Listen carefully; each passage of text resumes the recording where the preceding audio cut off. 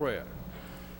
Dear God, today as the session opens, we pray that your presence will be before us and everyone who serves in the decision-making process of our city. We pray for direction which will lead our city to be strong and unified. May we continue the legacy of our founders. May we be granted this day the wisdom to make decisions which will be for the good of our city.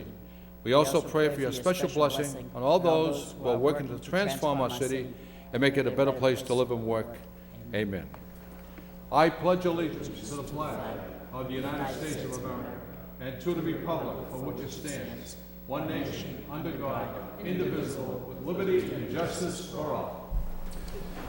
Mr. Clerk, roll call, please. Councilor Martin.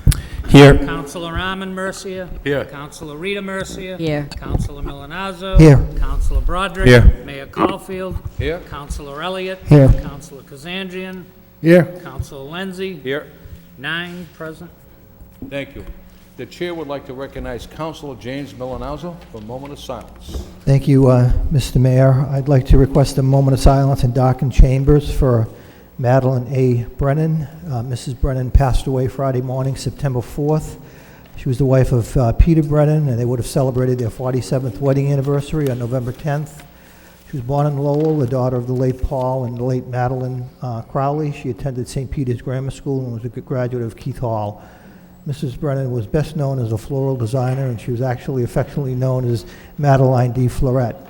She's survived by her husband Peter, as I mentioned. She's also survived by a daughter, Kathleen Connerty, and 3 sons, Peter, Timothy, and Matthew.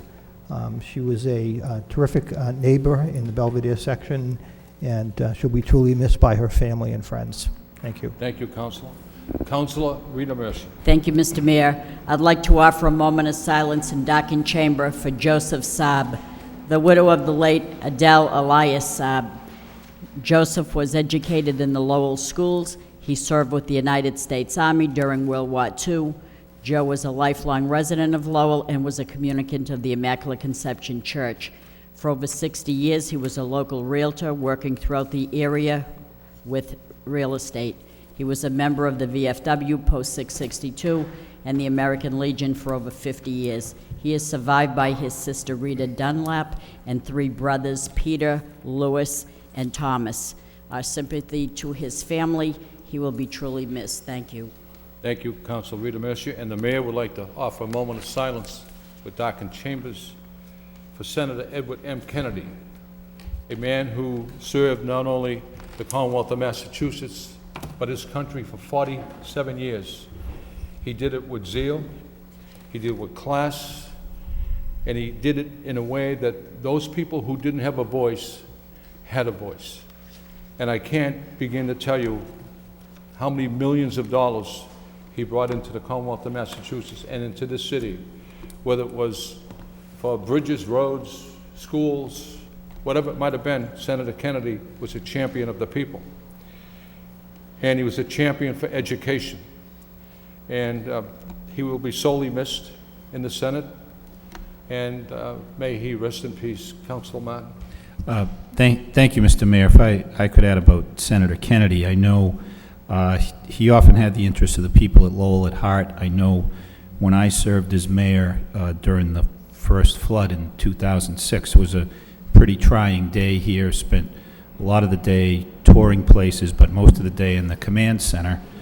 We were very worried about losing the water service here in the city, and there were very few dedicated employees at the water department made sure that didn't happen, but the rising water level nearly overtook the system, and we almost lost service. And so finally the water level started to recede, was able to go home, and about 10:30 at night or so, and my phone rang. It was Senator Kennedy, calling from Washington, checking in with various mayors in various cities just to see how bad it was and what he could do to help. And I know the request for help came later, but it was certainly reassuring to get that call, to know that you had at least the support of the Senate behind you in what was a very trying day, a very trying time for a lot. People had a lot worse than we did that day, but it was one of the things he was very good at, reaching out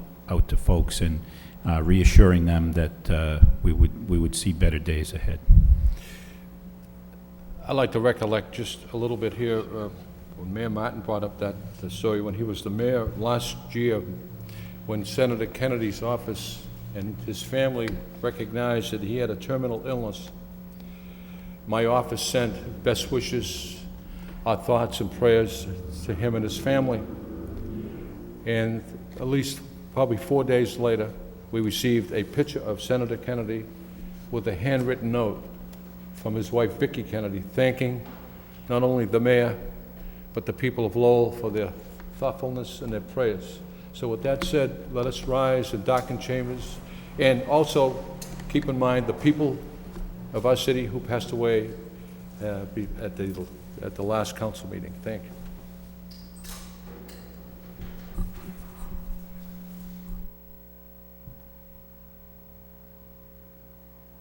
May they rest in peace.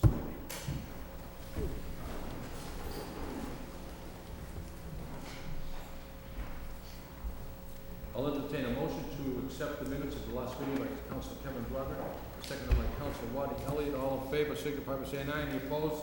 The minutes have been accepted and placed on file.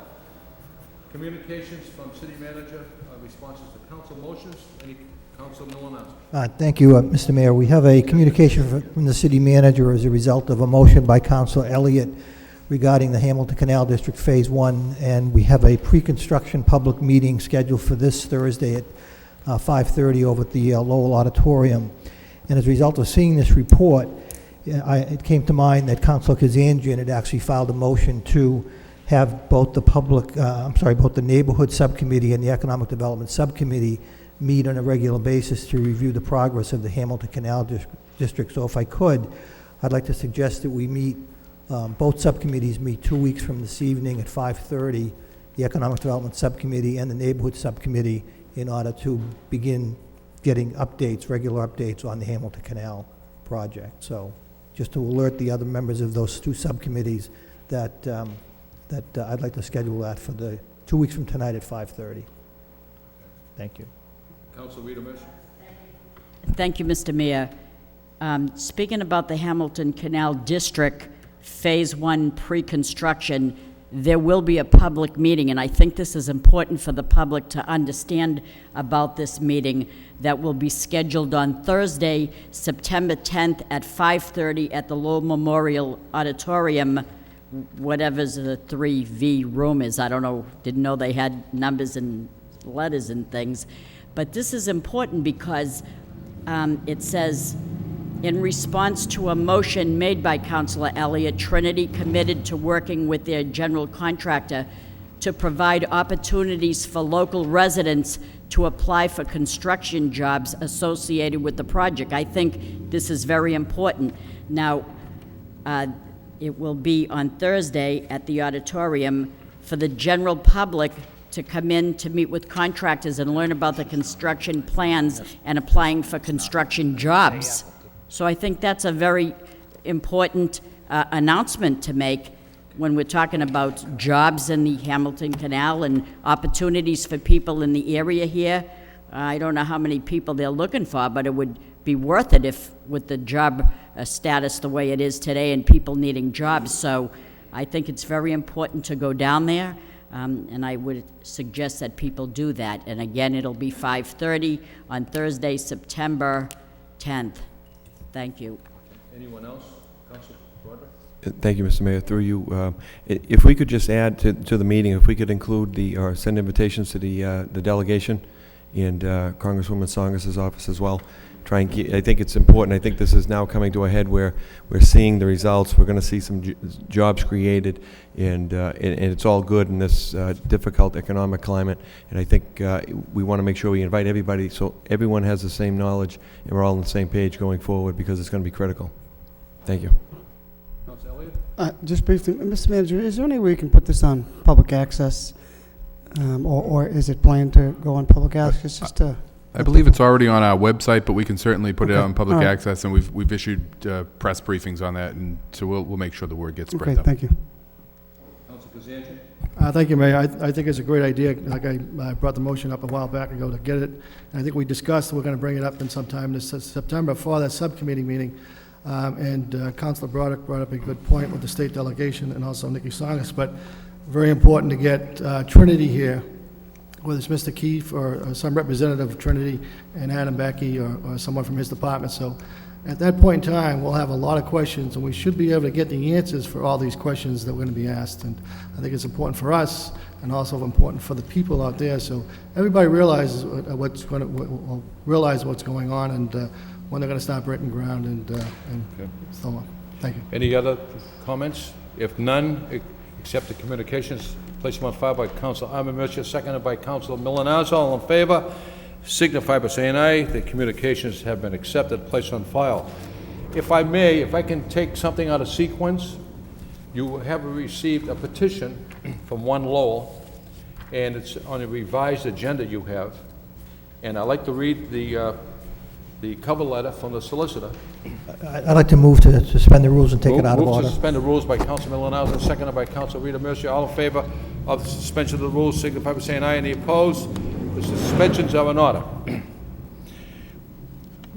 City Manager Bernard F. Lynch, Mayor Edward C. Caulfield, members of the Lowell City Council regarding one Lowell petition.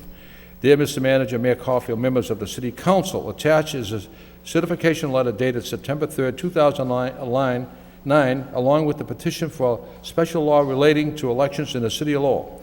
Registered voters will have 48 hours, excluding weekends, after the certification letter is transmitted to the City Council to make written objections filed with the City Council. Once the Council is in receipt of the petition, you have 20 days to pass the petition without alteration.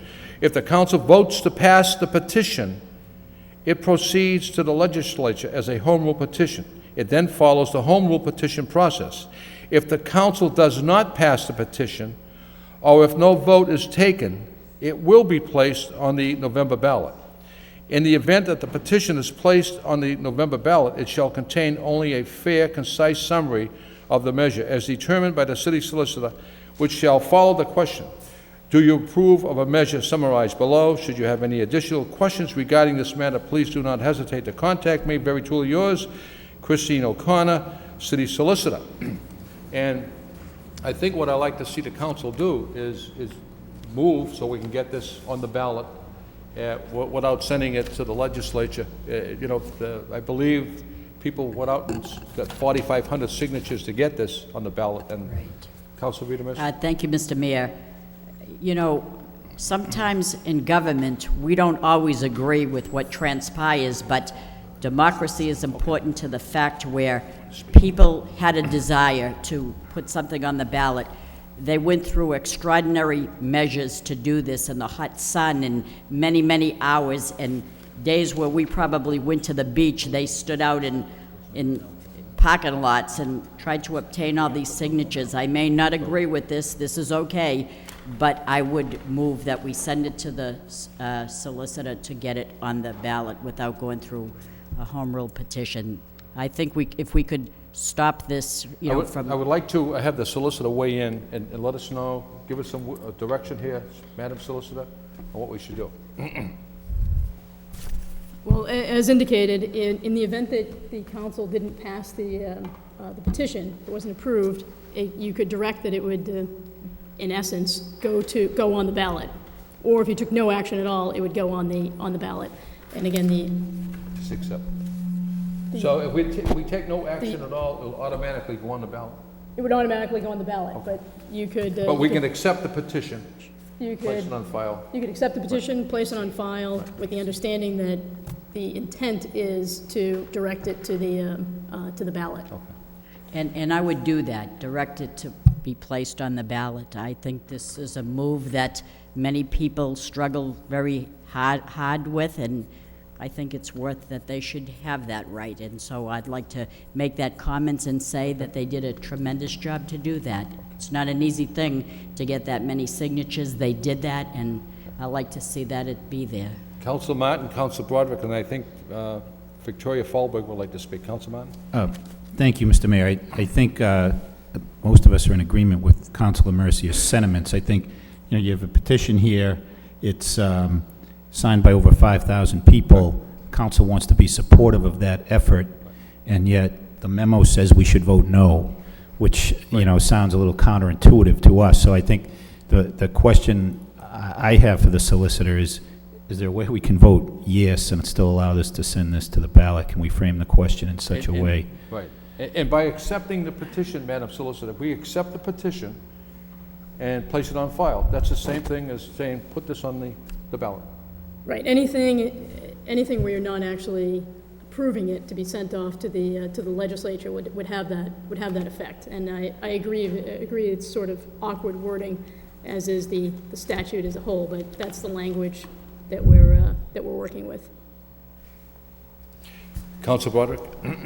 I think it's been clarified. I think as long as we don't vote yes, then we're putting it on the ballot. So whether we voted as a no, we don't want to approve it, or we voted as yes to accept it and not vote on it, I think, you know, it won't matter. But I do want to congratulate everybody that worked so hard. I know that they were up against great time constraints and summer vacations, and they were out there weekend after weekend pounding the pavement, and we all know how difficult that is. So congratulations. And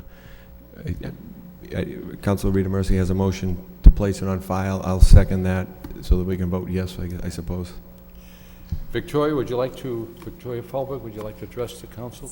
Thank you, Mr. Mayor. And thank you, Councilor Mercier.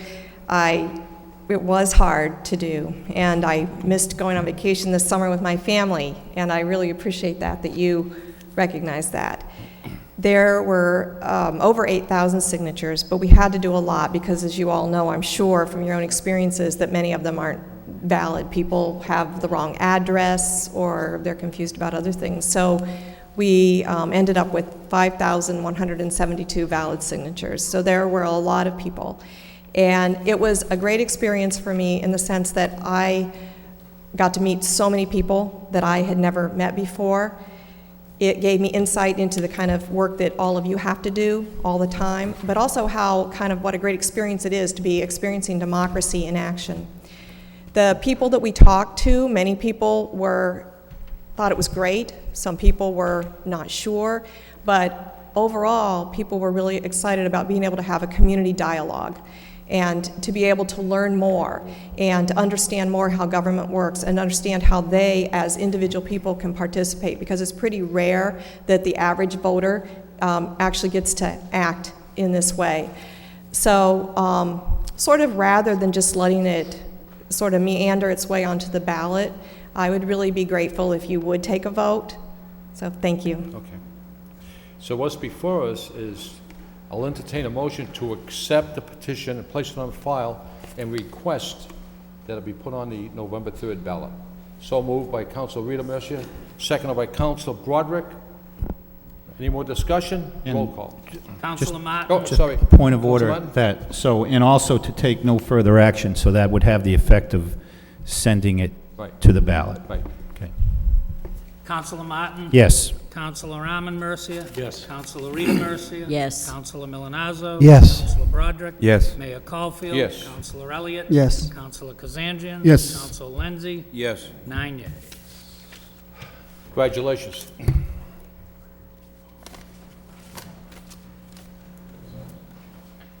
Moving on with the agenda. We have, let me see, communication from the city auditor. From Michelle Wright, city auditor, requests a contract notice. As per my contract under Section 3B notice, I hereby notify the council that I desire to negotiate a successor agreement. I have attached a copy of the clause that outlines this legal notification. Refer this to the Audit Oversight Subcommittee by Councilor Kazanjian, seconded by Councilor Milonazo. Any discussion? Any debate? I believe, Councilor Broderick, you're the chairman of the Audit Oversight Subcommittee? Yes, Okay. we'll get some dates So this will be going to your after. subcommittee for further review, okay? All right.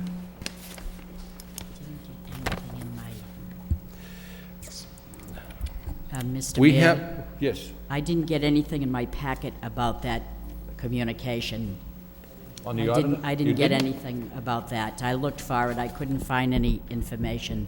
So I agree. think I'm on the auditor's oversight subcommittee, and I'm baffled by what How that's many about. others didn't receive that notification? Because I asked for it to be put into the packet.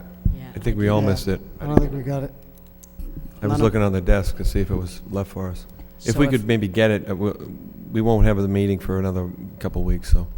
So I have no idea what we're talking about. I I'd like to have the information before I plan a subcommittee meeting.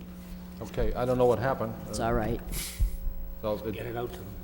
Well, it was supposed to be in your packet, so, Council but Martin. I mean, this subject matter seems pretty self-explanatory, right? The Right. auditor's contract is coming up for renewal, and so Right. that's in essence what the The- notice was. The auditor furnished me with that information.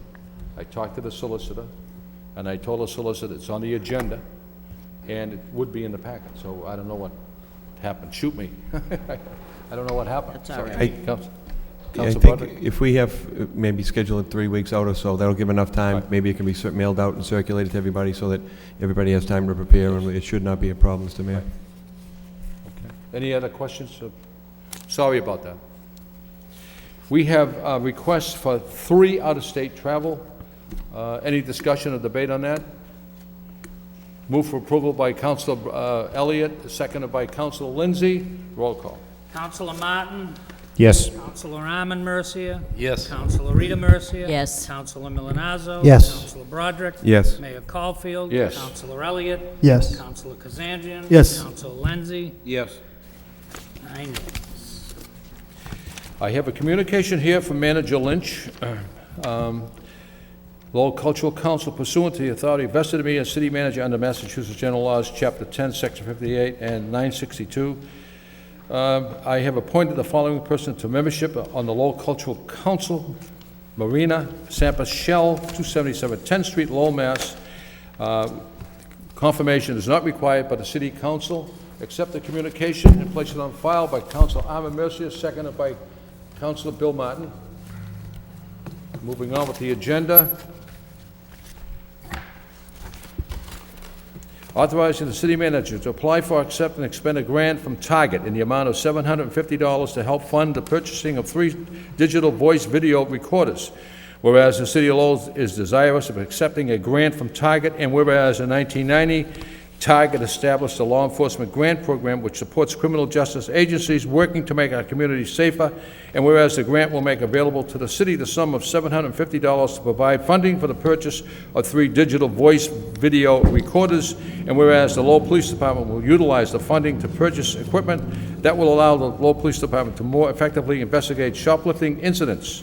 Now therefore, be it voted by the city of Lowell, voted by the City Council of the City of Lowell that the city manager be and is hereby authorized to apply for, accept, and expend funds from Target in the amount of $750 to provide funding for the purchase of 3 digital voice video recorders for the police department. Second reading by title. Authorizing the city manager to apply for, accept, and expend a grant from Target in the amount of $750 to help fund the purchasing of 3 digital voice video recorders. Any questions? Any debates? Roll call. Councilor Martin, Yes. Councilor Arman Mercia. Yes. Councilor Rita Mercia. Yes. Councilor Milonazo. Yes. Councilor Broderick. Yes. Mayor Caulfield. Yes. Councilor Elliott. Yes. Councilor Kazanjian. Yes. Councilor Lenzi. Yes. 9 yeas. Okay, moving on with the agenda. Vote authorizing the city manager into a license agreement with Massachusetts Electric Company, 40 Slyvan Road, Waltham, Massachusetts, 02451, for use of the city law property to wit for the installation of overhead system. Said system is located over, across, under, and upon certain parcels of land situated on the northwesterly side of 291 Jackson Street in said law. Motion to waive the full reading by Councilor Bill Martin, seconded by Councilor Arman Mercia. All those in favor of waiving the full reading signify by saying aye. Any opposed? Full reading has been waived. Second reading by title.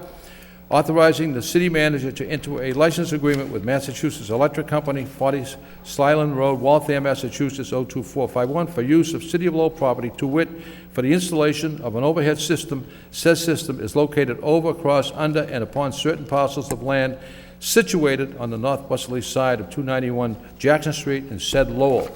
Any discussion, any debate on this particular issue? If none, roll call. Counselor Martin? Yes. Counselor Armin Mercia? Yes. Counselor Rita Mercia? Yes. Counselor Milonazo? Yes. Counselor Broderick? Yes. Mayor Caulfield? Yes. Counselor Elliott? Yes. Counselor Kazanjian? Yes. Counselor Lenzi? Yes. 9 yeas. Let me see. Isn't the next one the fight?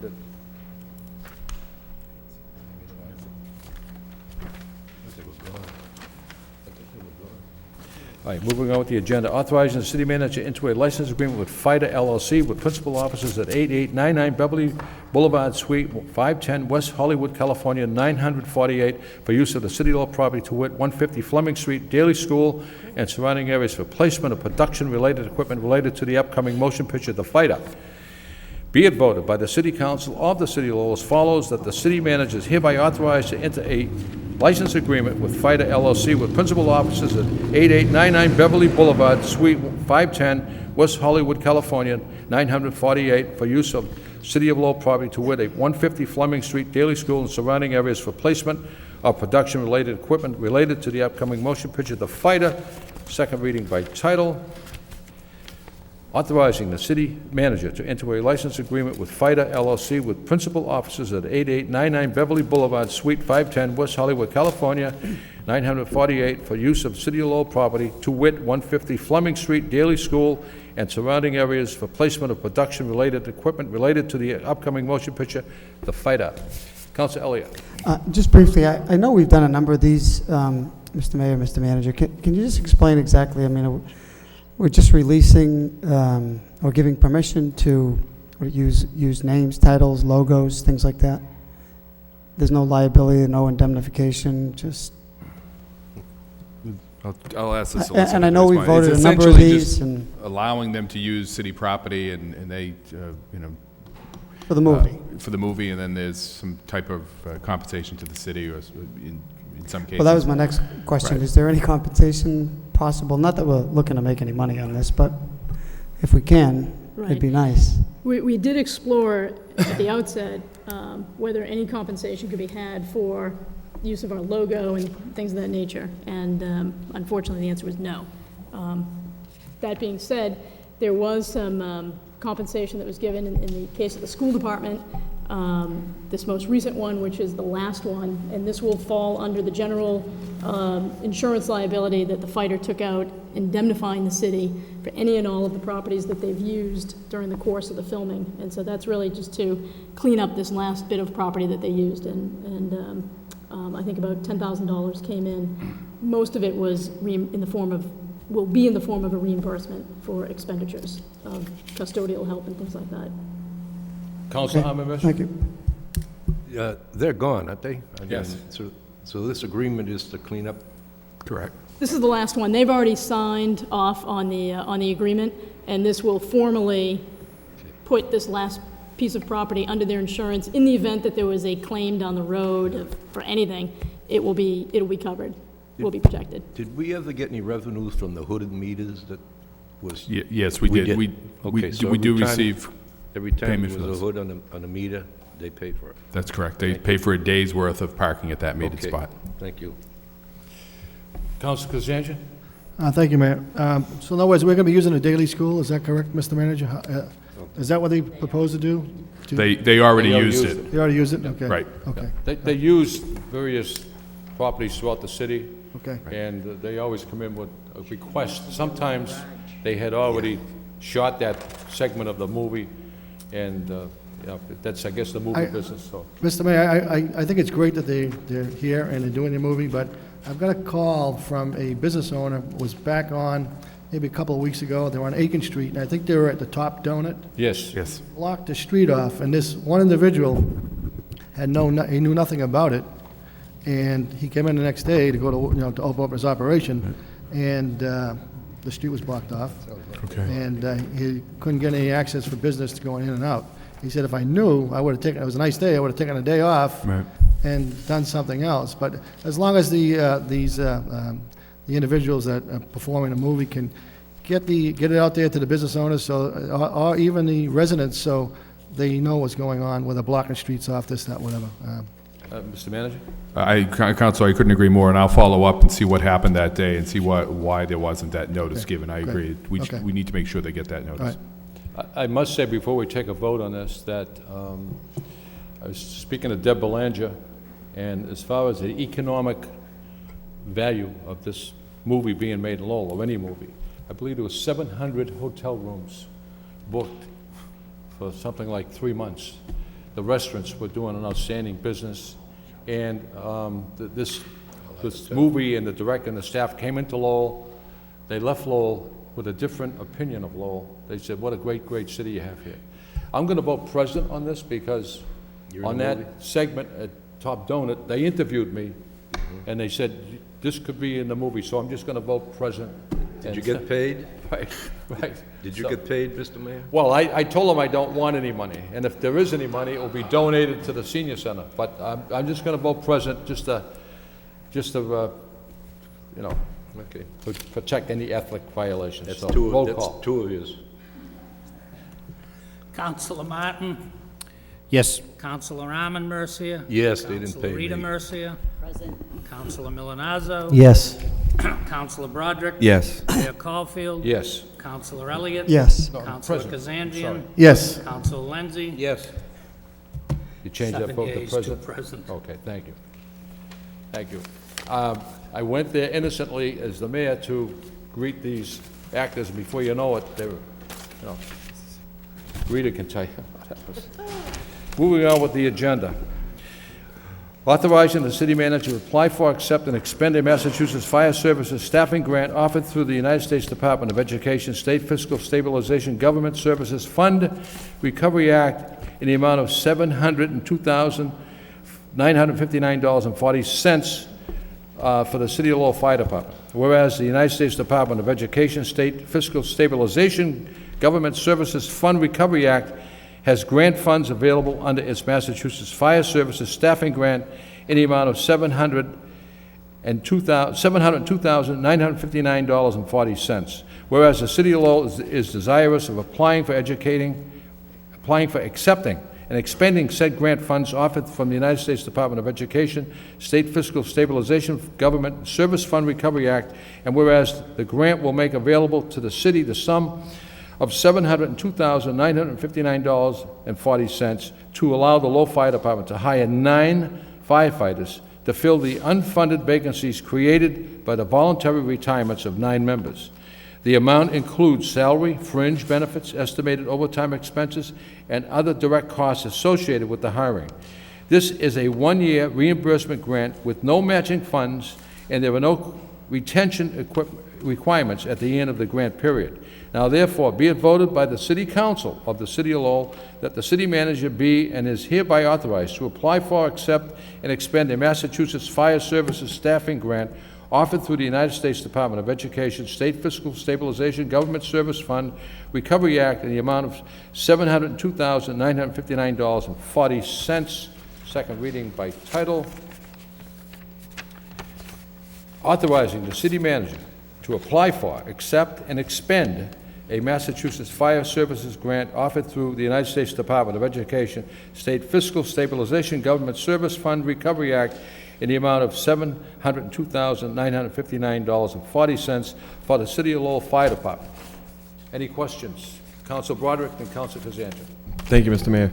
Through you to the manager, these are 9 firefighters. Are these the 9 spots that were left open in the budget? Is this filling the slots that we were hoping to fill in the budget? These are positions that have become vacant due to retirements. This is money that's coming through the stimulus program that would pay for these firefighters for this year. We anticipate that there will be firefighters that will be retiring throughout this year, and so this will allow us to bring them on now, and then as those positions become vacant, we wouldn't want to create positions that, even though there's no retention requirement with this grant, we wouldn't want to bring people on and then have to lay them off down the road. But what we see is this is an opportunity for us to take advantage of some stimulus money that's available to staff up this year, increase our coverage, cut down on some of our overtime costs, and have people ready to fill in when future retirements occur during this fiscal year. Okay. You mentioned something that I think is key. Could we get a report on where we're at staffing-wise and any openings and closings of the fire stations? Just, Absolutely, since we've- absolutely. If I could just point out, too, that now it escapes me what I was going to say, but I'll come back to that. Senior Thank moment? you. Senior moment? You all set, Counselor? Yes, thank you. Counselor Kazanjian? Thank you, Mayor. I had similar questions that Councilor Broderick had asked, but this is definitely a different grant that we got about 4 months ago, where we're getting X amount of dollars per year to keep some That was for the police employees. officers, yes. Okay. Now, my next question, this is a one-year grant. That's correct. Do you think there's going to be 9 people retiring in a year? I just don't want to, believe me, we need the fire safety, there's no question about it. I mean, if we're going to hire the 9, I would want to let them know that, this is a one-year grant, and there might be a possibility of a layoff in that 1 year, so these people aren't caught with a surprise, and we anticipate some layoffs, but there might not be any layoffs if these individuals don't want to be laid off in a year from now and want us to keep on going. I just like to let the individuals know that, okay, we've got a grant, it's for a year. If you guys want to take a chance, hopefully we can get a grant the following year and keep on going, or possibly some layoffs. So if we can do something like that, just like I said, just to give them a heads up. Absolutely. We know of 3 coming up. There's already been 1. Okay. We anticipate that maybe some others Right. during the year. I should also point out, and this was what I was going to mention, that this is just the application that we're making for the $700,000. These monies, as you would imagine, are very competitive. We don't know if we're going to get the full $700,000. We don't know if we're Okay. going to be able to do 9 firefighters. We went for the amount that we dropped down this year, but we'll certainly make that information known to them when they Great. come on. Okay, great. Any other discussion? Counsel Milonazo? Thank you, Mr. Mayor. Through you to the city manager. I know this is only for 1 year, but can we cross fiscal years, assuming that we're successful getting the funds? Would we be expending these funds by June 30th, or can we go into FY 2011? That's what I mean. Yeah. I believe this is a federal fiscal year, which begins October 1st, so it will Okay. cross over, and I believe this will cross over in the city's fiscal year. It will, okay. Yes. Thank you. Any other discussion? None? Roll call. Counselor Martin? Yes. Counselor Armin Mercia? Yes. Counselor Rita Mercia? Yes. Counselor Milonazo? Yes. Counselor Broderick? Yes. Mayor Caulfield? Yes. Counselor Elliott? Yes. Counselor Kazanjian? Yes. 9 yeas. Moving on with the, yes. Some of you? You all set? Moving on with the agenda. Vote, authorizing the city manager on behalf of the city of Lowell to accept a gift from an anonymous donor of 2007 Ford Focus vehicle identification number, and this is the last time I will read this, 1FAFP34N27W219665, whereas a senior who wishes to remain anonymous wishes to donate to the Lowell Senior Center a 2007 Ford Focus for use by the city of Lowell, and whereas the city of Lowell desires to accept the gift of said motor vehicle, now therefore be it voted that the city manager be and he is hereby authorized in the name of the city of Lowell to accept a gift from an anonymous donor of 2007 Ford Focus pursuant to Massachusetts General Laws, Chapter 44, Section 53A. Be it further voted that we, the members of the City Council of the City of Lowell, jointly and severally do hereby commend and officially extend the gratitude of the City of Lowell to the anonymous donor to the generosity displayed through the donation of the aforesaid motor vehicle to the City of Lowell. Second reading by title. Authorizing the city manager on behalf of the City of Lowell to accept a gift from an anonymous donor of a 2007 Ford Focus, vehicle number 1FAFP34N27W219665. Any discussion? Roll call.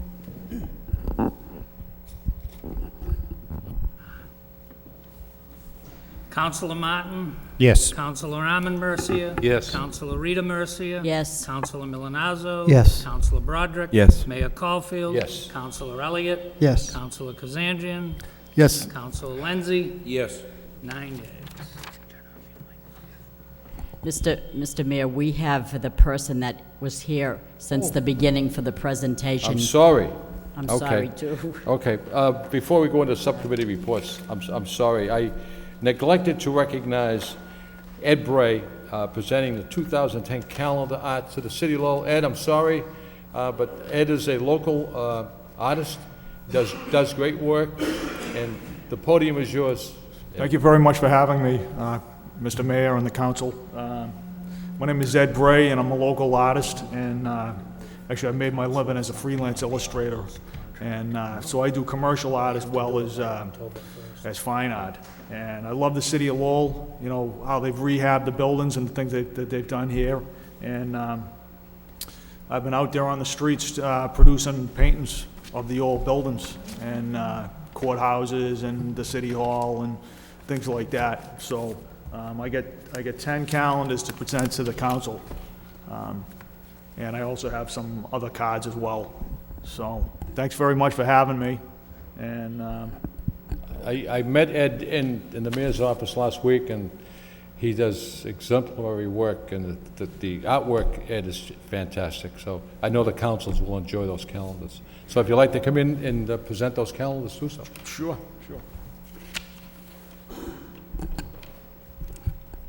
Councilor Elliott? Maybe Ed can tell us where his calendars are available for people in the city who may want to get them. Ed, where can people purchase? Right now, I get information on my business cards and stuff, but for the last couple of years, I've been doing the folk festival, and I rent a table, and I've been selling, you know, prints of my work as well as the calendars. So just trying to get my name out there, and you know, like I said, I really love your city.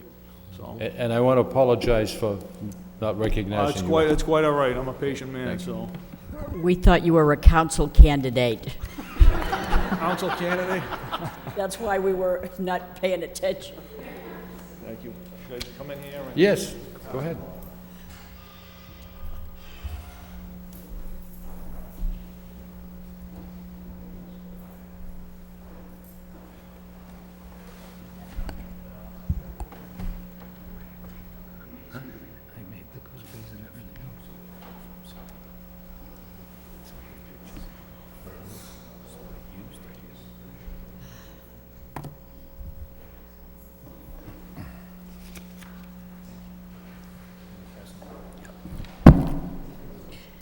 Ed, what do these calendars go for?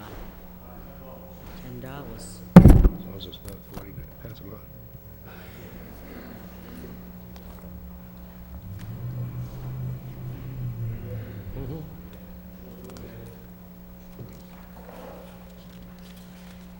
Very nice. Wow, that's very nice. Geez, I remember the Paradise Diner. Wow, that's very nice. Now, where are these calendars available for the public if they're interested? How do they get a hold of one of these?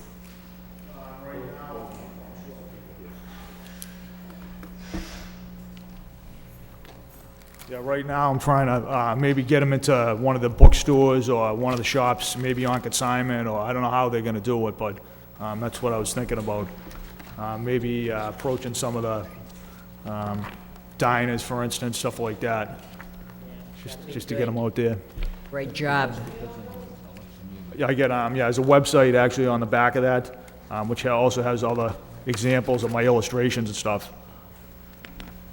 To have it at the bridge is no longer there. Nice. Sure, yeah, it's edbrayillustrations.com, and that's on the reverse of the calendar. Okay. So, You can still make that announcement. All right. Thanks, Ed. And, great, thank you so much for having me. All right, very nice. My pleasure. Give you a round of applause for Yeah. great work. The city clerk has just told me that the audit oversight subcommittee is going to have to move on this contract before October 1st. Richard, you want to explain that, please? Two things with respect to the communication from the city auditor. I apologize and take full responsibility for that, even though the mayor was very gracious in doing so. That is the responsibility of the city clerk's office, and it was an oversight on my behalf, and I apologize to the auditor for that. Secondly, in the communication, it states that prior to October 1st, the city council has to, in writing, notify the auditor of their intention to renegotiate the contract. So tomorrow I can get together with Councilor Broderick, who is the chairman of that committee. We can draft up some type of communication to the auditor to notify her of the council's intent, and then after that, we could set up a subcommittee to move forward. Okay. And again, I apologize to the auditor for that oversight. Okay. Any questions? Simply an The auditor hand-delivered that to my office, and I immediately went down to the city clerk. We have to get this on, and fell through the cracks somehow, so. Accept everybody's apology. Okay. It was just an oversight. Okay. Thank you for your understanding. So, Council Broderick, you'll be on board on top of this? Yes, I'll be available tomorrow. We'll get that squared away. Thank you. Subcommittee reports. Any subcommittee reports? Council Broderick. Thank you, Mr. Mayor. This evening, we met, the zoning subcommittee met to review the university dormitory zoning issue. And it was not a long meeting, but it was covered a number of details. And I'm sorry. essentially, it is to create a definition Yes. for dormitories so that it will be allowed in the hold on one second, the institutional zoning. And what it will do essentially is allow for something that isn't presently allowed, and that is for privately owned dormitories to be created. And it will serve two purposes. It could serve two purposes, is to help the university expand for on-campus and resident students, and at the same time allowing them to have it built privately so that they're not absorbing the cost, or they don't have to absorb the cost and pay to have those built. But also, from the city side, it will allow the city to make it, it'll become a taxable property as opposed to an exempt property if the university owns it and develops it. And just to be clear, this in no way impacts the university, because currently, as we all know, that the university is a state-owned and operated facility, and is exempt from any city zoning, so it has no impact on the university, whether it's a hotel or any other properties they own. This is for privately owned property, which will now, assuming that we move forward, send this to the planning board, may be allowed to be built. If a dormitories, it's going to have parking requirements that would be one space per two beds. It's only going to be allowed in institutional zones. It would have to go forward and be brought forward and approved by the planning board as a site plan, as any other type of development would be. And there are a number of other safeguards, if you will, so that there'll be some services required from the management, the ownership. There's going to be an on-site liaison between for security and for the police. They're going to be behavioral and resident responsibilities, and codes of conduct. Is going to have to be transportation provided by the owner of the development if it's more than 2,000 feet away from the university, in addition to the parking requirements. So it touches upon most, if not all, of our the concerns of the subcommittee. There was one concern of what's the enforcement, and one of the things that was thrown about was that essentially that if someone builds, this is the models that we've seen, or the examples that were brought forward are for large 150 unit plus developments. And I think the concern that there may be someone floating in non-students probably would be able to be handled through the city. I don't think the university is going to want to lose housing, so I think the management would be less likely to do that than if it was a rooming house or some other privately owned entity. So the recommendation, at the meeting was Mr. Adam Backey, Mr. George Proakis, Councilor Rita Mercia, Councilors Rodney Elliott, and Councilor Jim Milanazzo on the subcommittee with me, and I believe everybody showed up, before we finalized. So essentially, there's a recommendation to send this to the planning board, which will have to have a public hearing, then send it back to the full city council for a public hearing. And the dates that were handed to me would be, if we could recommend this going to the planning board, send it to a public hearing for October 5th, and then potentially come back to us for a public hearing on October 20th. That would give 2 planning board meetings in case there's some changes or recommendations on their part.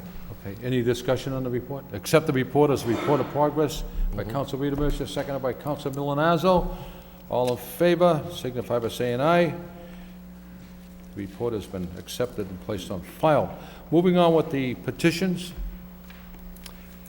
Attorney James Flood Jr. for Ming Lai Ung and Lun Lai Ung requests extend traditional multi-use zone 546680 Willard Street, referred to the Law Department by Councilor Rita Mercier, seconded by Councilor Lindsay. Any questions?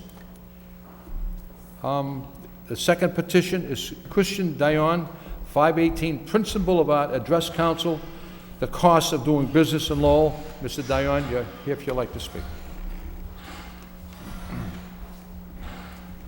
Thank you. I guess I'll make it kind of short and sweet. I know I Could only you have speak 5. right into that microphone, Mr. Dion? That's it. I know we only have 5 minutes. I'll make it short.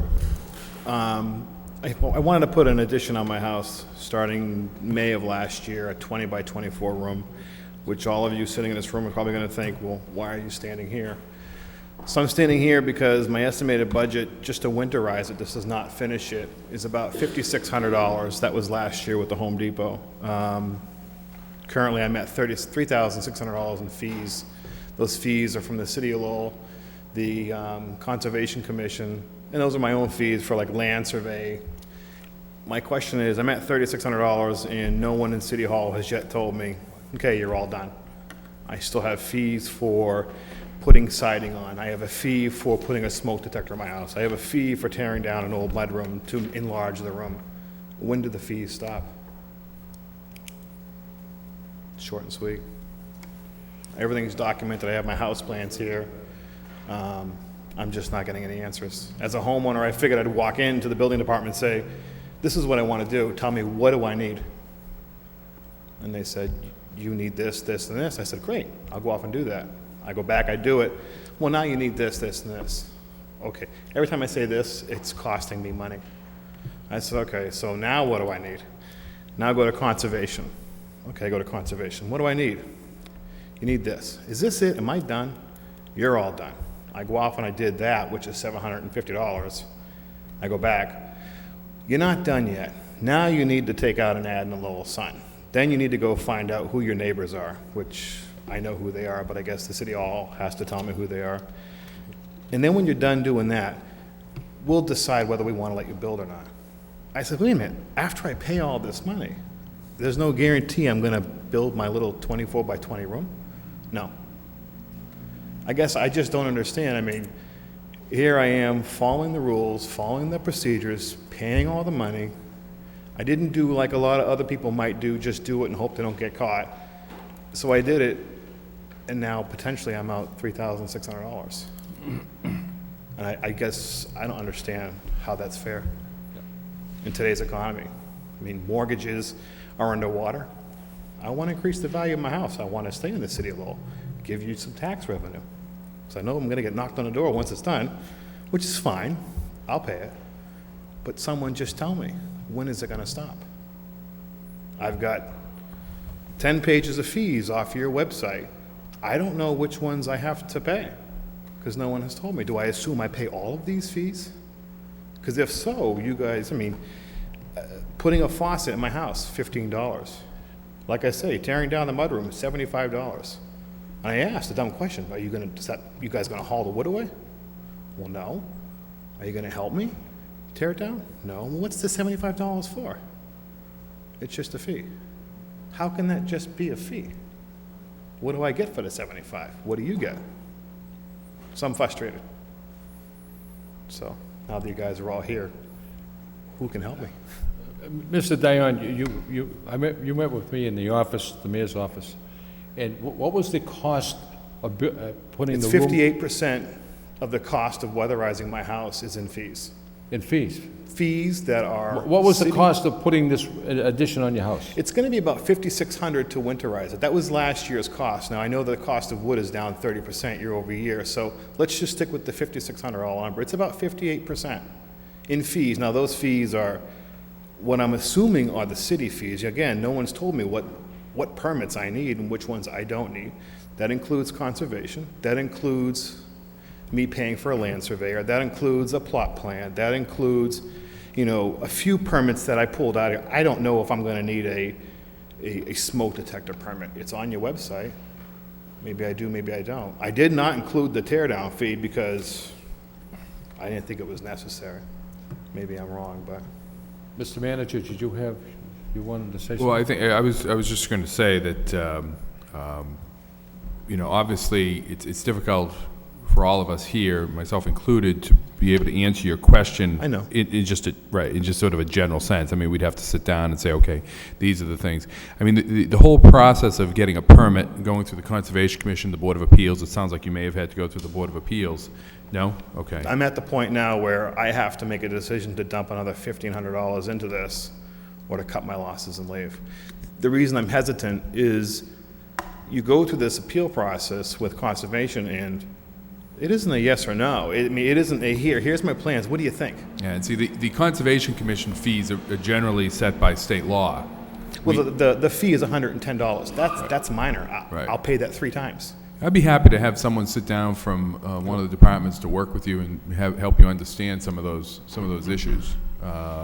Again, it's hard from just sort of a general sense. It is a you know, sometimes of a number of hurdles that you have to go through as you build something in any community, not just the city of Lowell.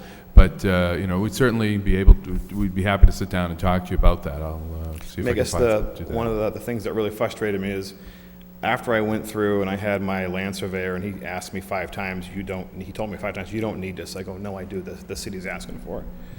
It's 0.12% of flood disruption, or 16 feet, which is stopping this. Well, I shouldn't say stopping, but it's the hurdle. And I find that, I think it's ridiculous, 16 feet. Yet, I called the DEP today and I said, out of Boston, I said, listen, I was going over this with her and I said, well, I want to plant some trees in my yard. Can I plant trees? She said, well, yeah, you can plant trees. I said, okay. So we went back to talking about this. And I said, hey, how many trees can I plant? You can plant as many as you want. I said, can I plant 9 trees? Yes. How about 15 trees? Yes, Mr. Dion. I said, I can plant 9 trees. I know what you're saying. I can plant 9 trees that will grow to 30 feet tall, 3 feet wide, and I want 9 pillars in the ground that are 1 foot wide. What's the difference in the floodplain? 9 trees, 15 trees, or 30 trees versus 9 pillars. Something's just not connecting. I would just suggest that his concerns be referred to the city manager, who can Yes, follow up on the invitation that you just made tonight. Right, that's what we're gonna do, yes. This gentleman is here because the mayor and I were talking in the mayor's office, and this man was so frustrated that we listened to everything he said. I don't have the answers for this gentleman, but I said, please file a petition and come and tell your story to us so that we together may help you, because this isn't the way we should be doing business in City Hall, that anyone comes into this building, gets what they need, and is told once, you have to do this, that, and that, and then that's the end of it. What he's going through is above and beyond the regular call of being a resident trying to improve his property. I think this is a building that should be customer-friendly to the point where these are the things you need to do, and we're gonna tell you once that you're not gonna come back and we're gonna say, oh, by the way, but you need this, that, and that. I was as frustrated as he was. That's why he's here this evening. So, Mr. Manager, if you could just have someone sit down with this gentleman, I wouldn't know where to begin either. Doesn't He's belong. frustrated. We're gonna refer this Yeah. petition to the manager, Mr. Dion. Manager will give you a call, and probably you can sit down with his staff and explain things to you, but you're telling this council that if you want to put an addition on your house, and 58% of the cost of that addition is fees. Is that what you're saying? Yeah. Thank you.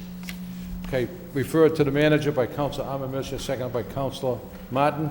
I neglected to, on the agenda, the wire inspector petition Verizon New England to place 54 feet of conduit on Cabot Street, accept the accompanying orders by Council Milonazo, seconded by Council Rita Mercia, and refer it to the wire inspector. Moving on with the petitions. Joseph R. Vachon, 200, 220 18th Street, requests tie-in to city water sewer lines. Is Mr. Vachon here?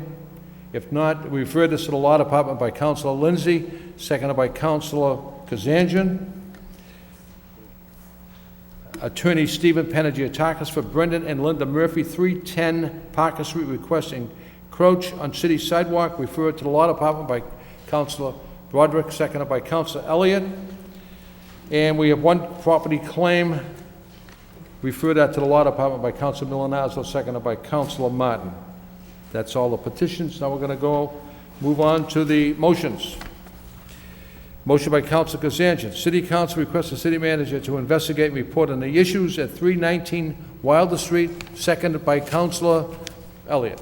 On the motion. Thank you, Mayor. This is to the manager. I received a phone call from an individual that lives across, well, actually, he's a veterans home, and he runs the veterans home across the street from 319 Wilder Street, and I believe it's called the Grip Home, this particular facility. And there's been numerous activities for the individuals that live there, and I got in a conversation with this individual who was 58 years old, and these young 18-year-old kids had actually beat up this man and was hospitalized because of this situation. So I was just wondering if we could possibly send this to the neighborhood subcommittee and find out what's happening with this 319 Wilder Street. And like I said, it's been an ongoing problem out there. I think we had them in front of us some time ago, and like I said, it's been an ongoing problem. I'd like to see if we can get a report from the chief and maybe meet with the chief at a subcommittee and the neighborhood group and hopefully the owner from across the street that did get in that situation, did get beat up by these 18-year-old kids, and find out exactly what's happening. And you know, I'd like to find out. I know these homes are, they can go anywhere in the city without any type of zoning, but is there any way we can do something to stop them? I mean, they're just terrorizing the neighborhoods. I mean, there's got to be something the city has, some type of not liability, but some way we can stop them and by terrorizing the neighborhoods. Okay, Mr. Manager, if you want to just... I think that the councilor described the process that should be followed. I'll refer this to I'll ask the police department to prepare a report. I'll get that back to the council, then it can be sent on to a neighborhood subcommittee if deemed appropriate by the council. Yeah, and in the meantime, I'll try to set up a neighborhood subcommittee, and what do you think? Maybe in about a week or two, we could have some type of information on this? I would think that they could generate a report on this. I was going to send it back to the council, but So we maybe can send it possibly on to next the- week, we can maybe set something up and get the individuals and get the neighborhood group and the police chief here and come up with hopefully come up with some answers for the neighborhood. All in favor of the motion, signify by saying aye. Any opposed? The motion carries. The next motion by Mayor Caulfield. If there's no objections to me reading the motion from the chair. City Council requests the city manager and the mayor meet with representatives of the utility companies to discuss the double pole situation in the city. Seconded by Councilor Ahmed Mercia, and if you look on your desk, you will see a copy of the double poles in the city. There's 285 double poles in the city. We brought this forward a year ago, and I must say we haven't done really anything with it. And if you look in the back of the chart, National Grid only has 30 of those poles. National Grid has only 30 of those double poles. The fire alarm system, the city of Lowell, has 61 poles. Fiber, 39 poles, and a telephone company, 148 poles. So I discussed this with the manager before the meeting, and we'd like to sit down with the utility companies and start addressing this very ugly situation in the city, and it's dangerous as well. There's a pole on Moore Street that not only is it ugly, but it's very dangerous. It's jagged. Any youngster going by on the sidewalk can get seriously injured. So I'm asking the council to let the manager and I address this with the utilities and see if we can come up with a solution. Council Broderick? Thank you, Mr. Mayor. I think it's a good motion. I think we have, I don't know if it's an ad hoc subcommittee or some type of a subcommittee for the utilities or polls or whatever, because this issue's come up before. I don't know if we still have Council Kazanjian, maybe the chair, maybe we can... I know it was Yes, referred... Mr. Mayor, I am the chair of that, and we, with your motion, it was a while back ago, we did sit down with an individual from Mass Electric, and Right. he explained us the whole situation, and the big offender was Verizon, and at that time. Right. And they, we reached out to every individual, and they promised they were going to take care of this, and as you can see, they haven't, so. Right. I'd like to have the mayor and the manager meet with utility companies rather than a subcommittee meeting, and it just goes on and on and on. No, I agree, and then just maybe bring a report. Put an end to this. If you look on the front, it tells you that N means not attached to pole, Y attached to pole, transfer still required, and the ball, anything on the B, ball is in court. So it needs to, there's probably one utility with wires on that pole preventing that double pole to be eliminated. So, Councilor Elliott? Yeah, I think that's a good idea. I think that, I know the manager had sat down with Mass Electric and Verizon. I think there were individuals appointed as a result of your motion. And, I mean, this list really shows what a, challenge we have in the city with 285 poles. And it does look like Verizon is the prime obstacle to getting a lot of these poles removed. Is there something we can do, Mr. Manager? I mean, we don't want to stop progress with, I know Verizon comes in for pole locations or requests to, put new services in different parts of the city. Is there some way we can hold their feet to the fire? Well, there are some legal remedies. I believe there was some legislation that was passed a few years back on this issue. It's a problem that if you read, it goes on in almost every community. There's disputes over this. Ultimately, the way you seem to get their attention is just not allowing them to put more poles in, or whenever they come in, there's no one in here. Well, here. Right up above, wire inspector petition Verizon Northeast to place fit-for conduit in Cabot Street. We can simply not allow that to happen. The problem you run into, though, when you do that, is you may recall, we did that out on Andover Street to a property that was getting some work done because they weren't moving fast enough in getting a pole removed down on the Plain Street area where we're doing traffic work. The problem you run into when you do that is it seems like you're penalizing Verizon, but you're actually penalizing the people in the city who are doing work or need work done. So it does get a little tricky. But as I say, I know that there was some legislation a few years back that did some things with double poles, and we can pull that out and see what's going on with that and see if we have a little bit more of a stick that we can use. We have to create a dialogue with Verizon and the other utilities, say something has to be done here. And I think we've sat on this issue too long. Councilor Milonazo? Yes. Can I just ask one more question? Who owns the poles, Mr. Mayor? Most of the poles in the city, I believe, are owned by Verizon. And interestingly enough, that was one of the issues that you may recall that the telecommunications tax, we're now able to tax telephone poles. Previously, they were exempt from taxation. So can we tax both of them? Well, Tom was just suggesting that may be a way to get at this a little bit. Okay, thank you. Councilor Milonazo? Thank you, Mr. Mayor. I was asked last week by Paul Belay to go visit a resident on Lundberg Street, and I met, I believe his name is Michael Coffey, and we actually walked Lundberg Street, and it turns out the list has 3 double pole locations on Lundberg Street, and he actually informed me that one of the double poles actually caught fire last year, so clearly it's a hazard. So I'm happy to see that we have a comprehensive list and that we're going to be doing something to address this, because it really is a problem. Yeah, and as long as we're silent, they're never going to move those poles. So we have to do something. So all in favor of the motion, signify by saying aye. Any opposed? Mr. Manager, I'll be looking forward to that meeting with the phone call, and we'll see if we can sit down and address this.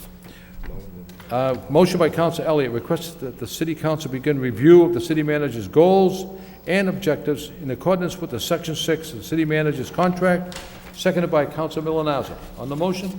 I think the motion speaks for itself. I know last year, Mr. Manager, I can recall you submitting goals to us, and I don't think, I can't recall that we did anything with it, so I think it's only fair that, you know, that we do have this dialogue and communication, and there is a section in the ordinance that we're required, according to the communication we received from Christine O'Connor a number of years ago. So I think it's important to, you know, for the council to communicate both ways. We've done it a number of times since I've been here. I know there was some concern on, you know, some people like to do a written, some people do an oral, but I do think it's important for you to give, for us to give you guidance and direction, and as well as feedback from you. So, you know, that's the essence of the motion, Mr. Mayor, and I'm not sure if it's a formal, once we receive the goals, that the personnel, is it the personnel subcommittee that's supposed to convene, and that's where it takes place. I know it's always kind of a gray area, so it probably would be helpful from the solicitor to get some clarification as to what the process is, but I do think it's important for us to do that. Council Broderick? Thank you, Mr. Mayor. I think it's a good motion. I think we hit a little bit of a loggerhead last year in terms of whether some people didn't want to do it, some councils didn't want to do it in writing. We were trying to come up with a form. I think we came up with a form, a hybrid from different communities, but I don't think it went to the point where it was distributed and actually followed up with. I think the manager came forward with his accomplishments in his, what he thinks would be his goals for the next year, but I don't think we reciprocated last year. Certainly, I think we could dig up, maybe the solicitor has it, the form from last year, and circulate it and see what the wish of the body is, but I can certainly call the personnel subcommittee meeting in the next couple of weeks. Who is the personnel subcommittee? Okay, there's a third member somewhere. Okay, so the personnel subcommittee would convene a meeting and start the process? Sure, I think it would probably make sense to get the form out to everybody to take a look at, and then I guess we can have it, and whoever wants to participate in writing does, and whoever wants to do it verbally does it verbally, but I think the end result is that hopefully we have some communication and dialogue, and like you said, Councilor Elliott said, it goes both ways, so the manager knows what we expect as well. So a meeting will be convened, and who's the chairman? I am. Council Broderick. You convene a meeting, start the process, and then inform the city council of that process. Okay. So this motion is twofold, actually. One of them is for the manager to submit his annual goals, but now it looks like there's also a part of it where the manager gets evaluated. Is that what I understand is happening? It's not just the annual goals now, it's evaluations also, right? That would...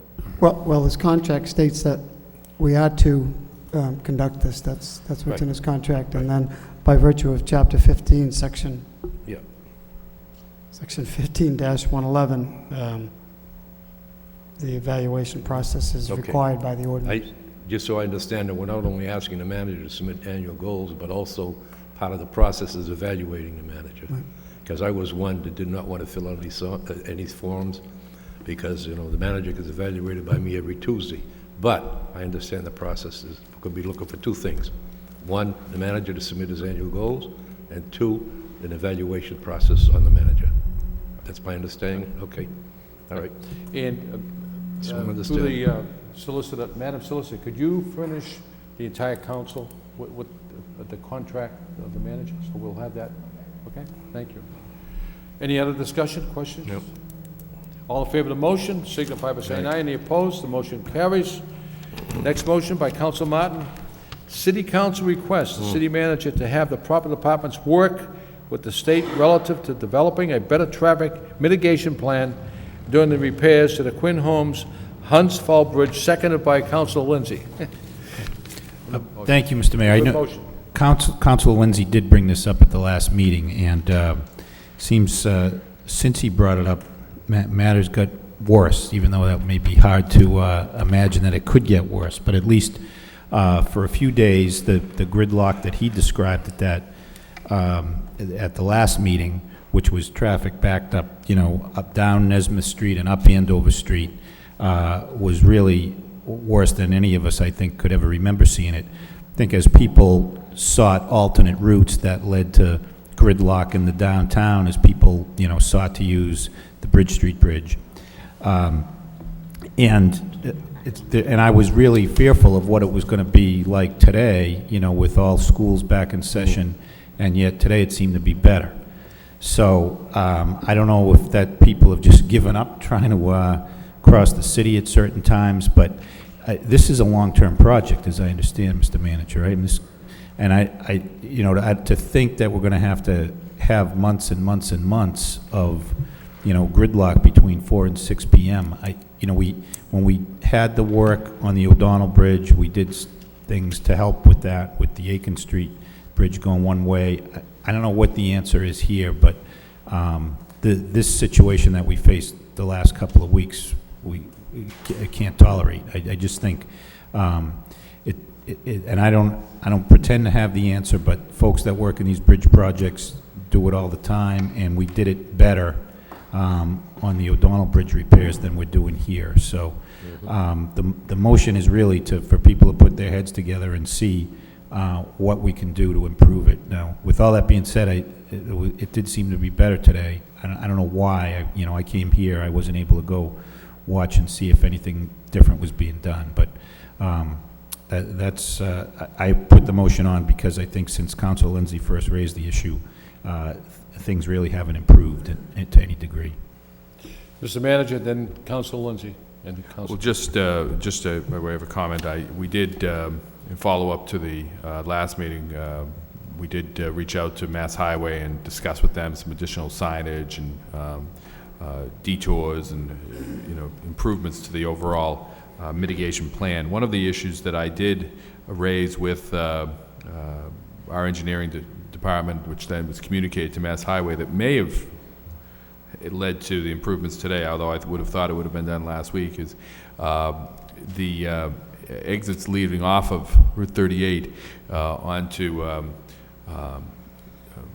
side roads had stop signs put in where there used to be yield signs, and those were, the Mass Highway agreed with that, and those were replaced, and they were going to go back to yields. So that may have been done today. That, of course, if people are stopping, there's a ripple effect throughout all that traffic, and that may have handled some of that, but we can certainly follow up, and because it is a long-term project, and clearly we don't want that type of gridlock taking place every day. Councilor Lindsay? Thank you, Mr. Mayor. Yeah, I think this is a good motion, and the thing about it not being as congested today at the bridge, I was in Chelmsford at the doctor's earlier, and they were complaining about the traffic this evening at the Rourke Bridge, which seemed to be much heavier than normal. So I think probably what's happening is people are trying to find their own solutions, but probably a combination of people trying to find those solutions and the work of the Highway Department is going to be the answer in the short term anyways. Councilor Kazanjian? Thank you, Mayor.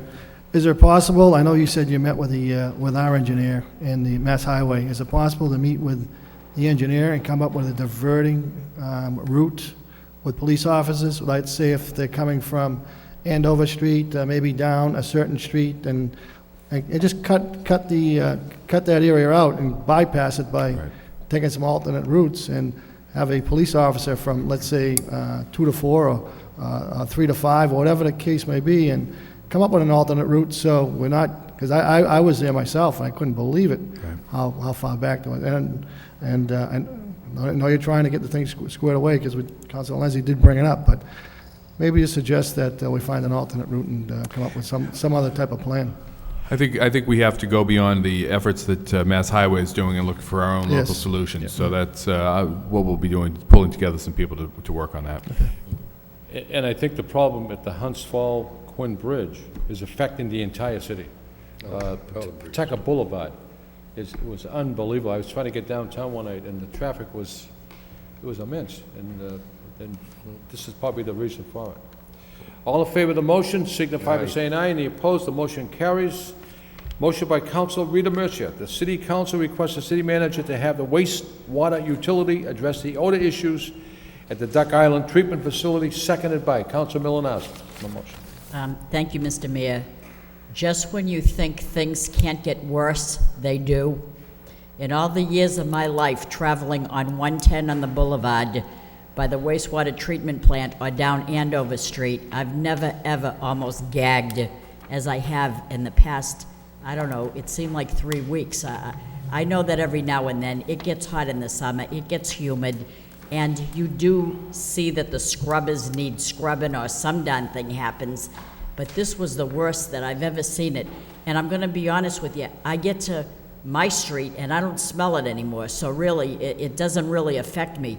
But I can sympathize with the people that live in that immediate area that can't open their windows on like cool nights like this, or they can't go out in their back deck and have a cookout or whatever.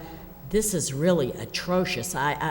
The smell is enough to almost gag you, and I've never seen it this bad. I've never witnessed the smell as it has been. Oh my goodness, I can't even describe it. It's just horrendous. Well, it is very bad, and Mark Young did forward me some information on this recently, and we'll put that together in a more formal report to the council. I think it's a combination of some different issues this year than generally, but also just the system just breaking down there to the point that, as you know, we are in the process of making capital improvements to the facility to address a number of issues, including the odor, and it's really at a breaking point that has to take place. And we did authorize that. The council did authorize the funding for that. We are moving forward with the design and the construction of that. But let me get you a full report on that. Because I know that we appropriated the money to have that mitigated, fixed, corrected. I thought we might have done that. Unfortunately, the authorization was put in place. Now there has to be a whole design process that had to go in for state funding. That was all contingent upon state funding. We got that state funding back in the spring, or authorizations for do that. Now we're doing the design, and then we'll move forward with the construction. Hopefully this will be the last year that we have those type of issues. We have very good people in Belvedere. We don't want to be punished like that. That's unbelievable. It's good people all over the city. I know, but I mean, they say you need a pass to get in Belvedere. I don't think anybody would want to smell in that stench like that. So if we could get a report and correct it, please. Councilor Kazanjian? Thank you, Mayor. I recently have talked to Mark Young, and as you know, we did appropriate the money to do the work over there, but he also stated that it's in the process of the engineering and the design work, but I'm pretty sure it's pretty much complete, and we were supposed to get a subcommittee meeting together, which is going to be happening in the next couple of weeks, and we'll do that, and we'll get a good report from Mark Young. He'll bring his team in here and find out exactly what's going to be done and the time frame to let the people know what's going on. Mr. Manager, there's no stimulus money, is there? This is a shovel-ready project, and is there any federal funding to help us with this issue? There is, Mr. Mayor, there is stimulus money that's going into this project. The stimulus money comes to the state. It doesn't come to the municipality. Okay. Right. And the state, because they received that stimulus money, is this year able to fund more projects through their loan program than they have been for some period of time. We are in line for our share of that money. In fact, we got more projects approved than we had anticipated. Good. So we'll be able to move forward on many of these capital projects that we talked about last summer quicker than we had anticipated. There are pros and cons to that. Yeah. The pro being we're taking advantage of some great funding opportunities. The con is that we're going to be doing more work faster than we had anticipated, which has some impact on our overall financing out there. But there is stimulus money in this project. I know we had a big discussion and debate, and the council approved it. It was a $35 million bond to address the waste treatment plant, the levee, the pump station, and so forth. And Councilor Kazanjian and I had toured that facility. Let me tell you, it needs work bad, real bad. And the minute we start working on it, I can't say I'll be happier, because it's just, very important facility in the city. The water utility plant is very important. And, you know, I spoke to Mark Young probably a month ago, and he said they're waiting I guess the bids are out, Mr. Manager? That's correct. On the, you know, and hopefully when they start, we're gonna address that. But I agree, Council Mercier, that order is stifling, and it has to be addressed. All in favor of the motion, signify by saying aye. Any opposed? The motion carries. The next motion by Councilor Armand Mercier. City Council requests the city manager report on the reassignments of parking spaces in the Lowell Locks garage, seconded by Councilor Rita Mercier.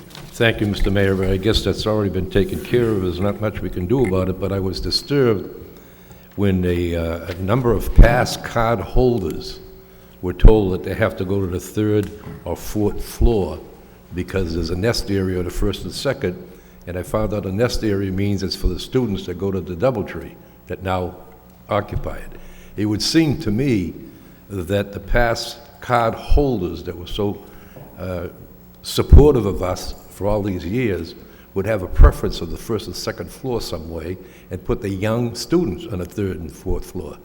Now the way it stands is the young people that live there or the dormitories are there have the 1st and 2nd floor, and everyone else has got to go to the 3rd or 4th floor.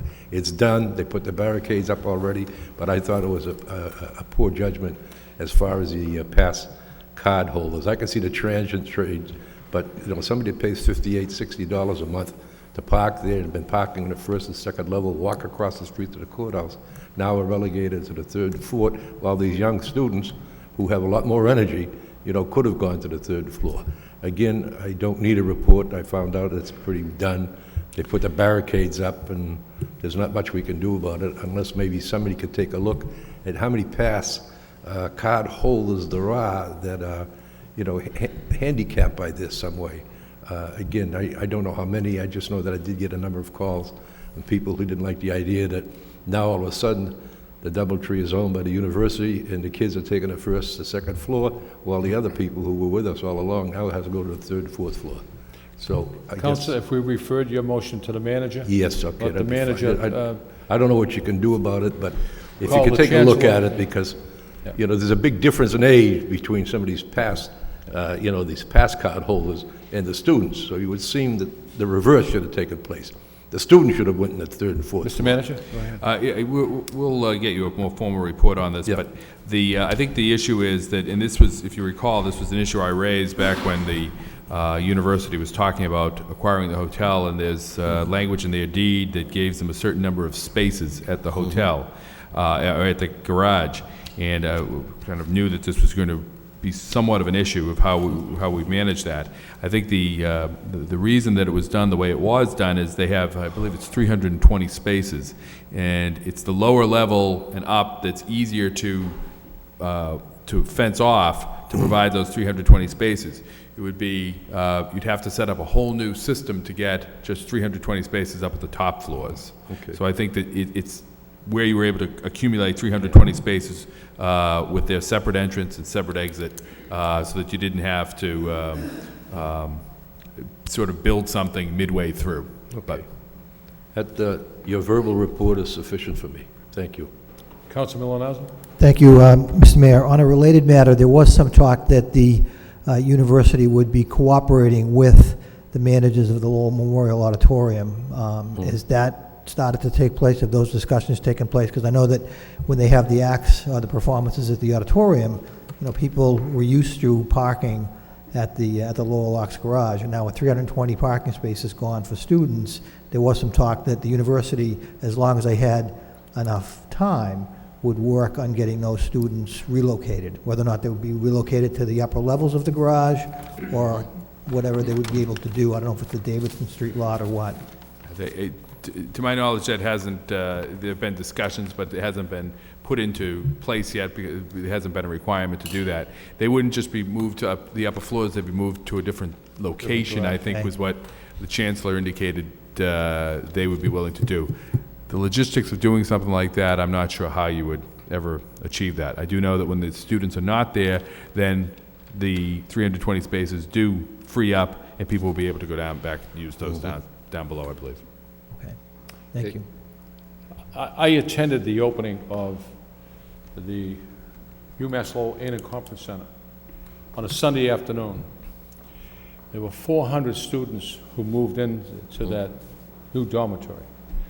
And speaking with Chancellor Meehan and others, the UMass Lowell staff, they had much more work to do in that hotel than anyone ever imagined. And I can't go into it with you, but it was immense. And I think Chancellor Meehan will do everything humanly possible to work with Manager Lynch, the City Council, the City of Lowell, and Mill City Management. I know he will. And Mr. Manager, I think if you give him a call, see if we can put out the olive branch. And it's up to Mill City Management Council. If they have a large show coming in, they're to notify Chancellor Meehan, and he has said, and he said it in front of me, that he will have those students move to another location to address any shows at the auditorium. But I know he's committed to this inn, to this downtown, and I've heard nothing but positive feedback from the business community. These students are downtown, they're spending money, and they're acting polite, respectful, and they're upper graduate students, and I think it's going to be a home run. But there's going to be a few rough edges here and there, and maybe the parking garage is one, and we'll see if we can address that. So, refer the motion to Manager Lynch. All in favor of the motion signify by saying aye. Any opposed? The motion carries. I believe this is the last motion of the evening. By Council Broderick. City Council requests the City Manager report on the pros and cons of the bulk sale of tax receivables. Seconded by Council Elliott on the motion. Thank you, Mr. Mayor. Excuse me. The motion here is, we've had several meetings talking about how can we bring in tax delinquent monies. And as we all know, there's a program out there whereby a private company buys the tax delinquents receivables in bulk. Now, I know we have about $8.5 million, plus or minus 8.3, and we can't sell it all. There's going to be issues of bankruptcy, environmental contamination, and other issues that deal with the property ownership. But it would appear that there's several potential benefits, including the fact that if we can collect the money now, we can use it as a stabilization fund and help improve our position as we anticipate ongoing cuts in state aid. But I think in addition to some type of infusion of cash now, we're also, I believe, and this is what I would ask Mr. Manager, if you could come back with a detailed report, if this would also include keeping these payments current on the properties, and whatever they buy, that means they keep it current, and what would be our increase in our tax base due to that.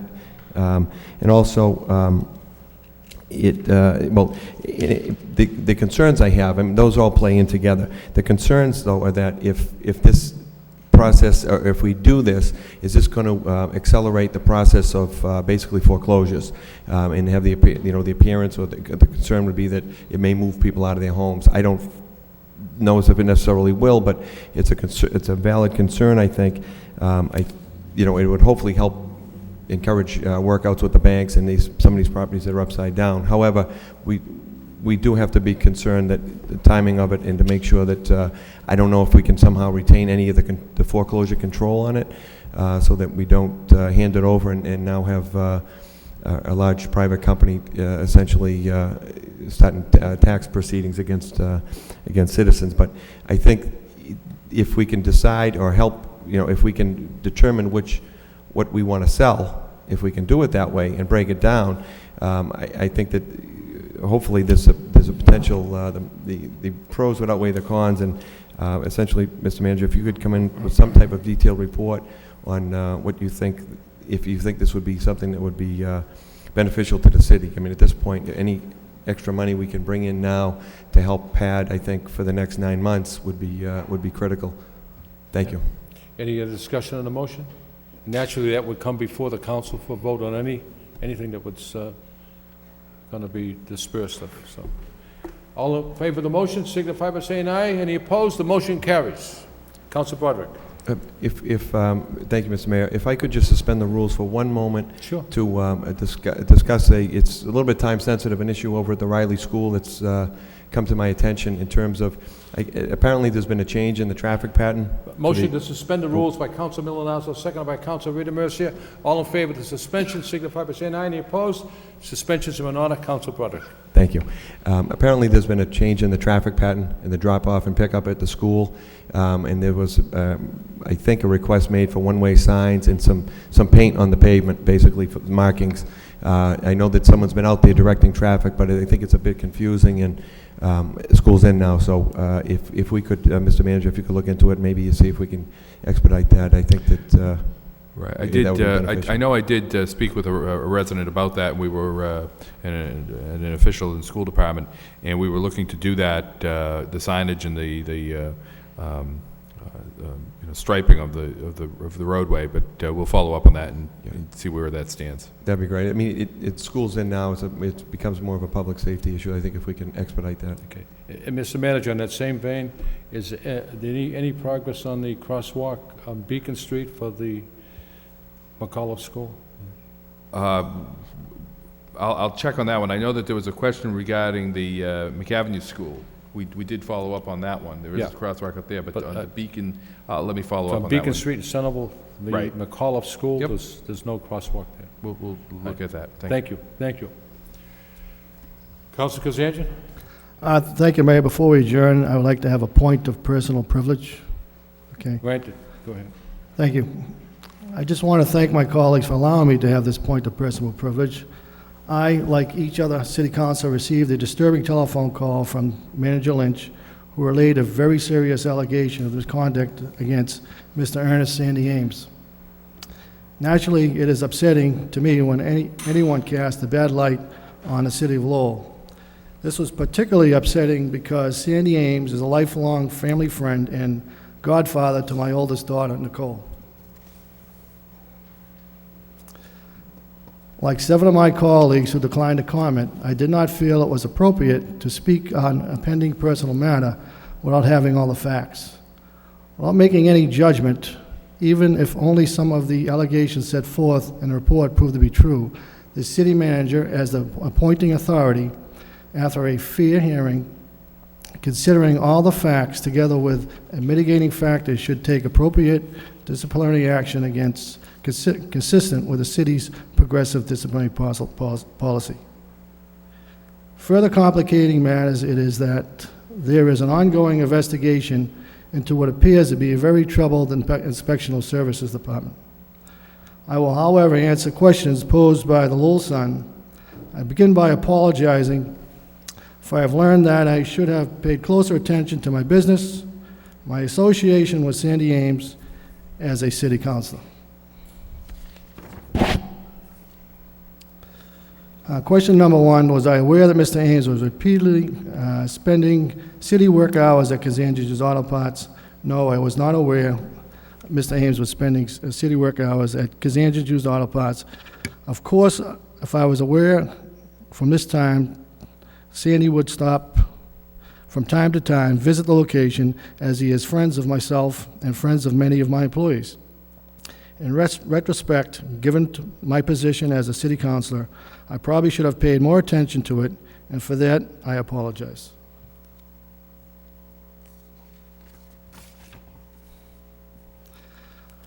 Question number 2, did I condone Ames' apparent misconduct during work hours?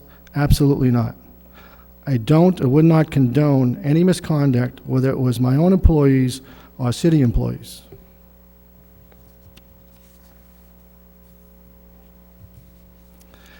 Question number 3, was I aware that Sandy Ames was allegedly performing work on Kazanjian-owned properties and running errands for Kazanjian Enterprises while supposedly on the clock for the city? Sandy Ames served as an unpaid independent contractor performing oversight of plumbing work on Kazanjian-based project outside of the city of Lowell at 190 Middlesex Street in Chelmsford, Mass. I thought it went without saying, and that Sandy did not need to be told he should not be performing any such services for me on city time. If he was doing so, excuse me, I was certainly not aware Sandy was either doing work or running errands for Kazanjian-related business on city time. If these allegations were true, I would certainly support the city manager's decision to discipline Mr. Ames. It was a mistake on my part to not make this point perfectly clear to Sandy.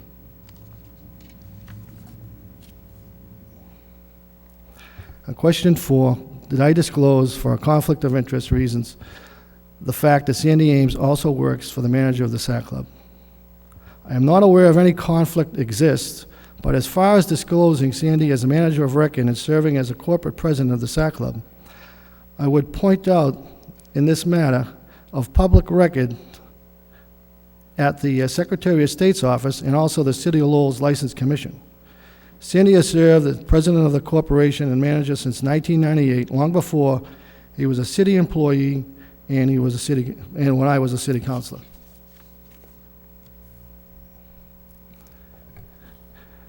Question 5, why didn't I recluse myself from voting on anything related to inspectional services given to those close businesses' relationship with Ames? Sandy Ames is a very close personal friend of mine who serves as a non-compensated corporate officer and an unpaid management of the SAC Club, both positions he held since 1998 before he was the plumbing inspector and prior to me being elected to the city council. I, like my colleagues, have many friends who are employed by the city. I believe the only matter related to the Inspectional Services Division I voted on would have been voting on the budget as presented by the manager and seeing nothing in the conflict of interest laws that would have prohibited me by voting on anything that would influence my way I did my job as a city councilor. I did not recuse myself. In hindsight, perhaps a more prudent course of action on my part would have been to request an opinion from the city solicitor's office. Question 6, was I aware and did I condone the fact that Sandy Ames reported working 52 hours for the city during an 8-day period? In July, when surveillance showed Ames did not work as a minimum of 70% of those hours.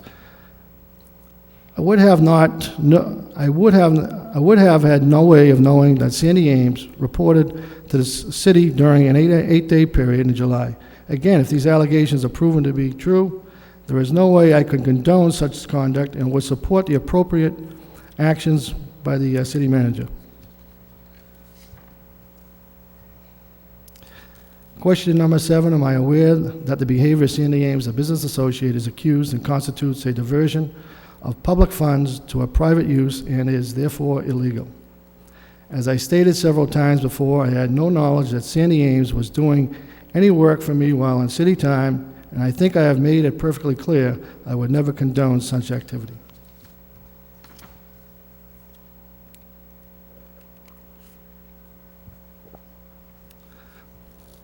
Question number 8, why was Ames allowed to sign off on more than 40 plumbing and gas permits on projects owned by and constructed by Kazanjian? Sandy Ames, the City of Lowell Chief Plumbing and Gas Fitting Inspector, signed off permits applied by a licensed plumber subcontracted by Kazanjian Enterprise within the City of Lowell. Looking back, perhaps it would have been a better idea to have the building commissioner procure a plumbing inspector from out of town to perform such inspections. And for not doing that, I apologize. Question number 9, and the last question. While voicing various opinions on the city council floor, Kazanjian has often stated he is looking out for Lowell's taxpayers. How is this consistent with Kazanjian's relationship with Ames and his alleged activities? As I have stated, I am not aware of Mr. Ames' alleged activity pertaining to private work in the city time. Consistent with me looking out for the taxpayers' interest, if the alleged activity is proven to be true, I support the discipline. If I have made some mistakes in judgment, I sincerely apologize to the people in this great city of Lowell, and I'm truly sorry. I move we adjourn.